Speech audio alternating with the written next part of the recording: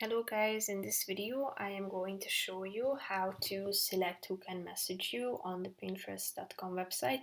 But first I just want to mention, don't forget to subscribe to my channel because at 10,000 subscribers I am going to show you my whole YouTube revenue statistics and growth strategy, how to make money online. Now let's jump into it. First of all, open the website on your device, go to your homepage and then tap on this profile icon in the upper right corner of the screen.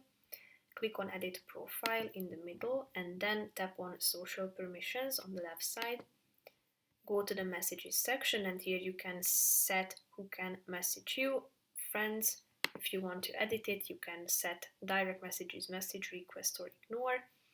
You can also set the same in terms of your followers, following, contacts, others on Pinterest. So here you can set how would you like their messages to be shown to you.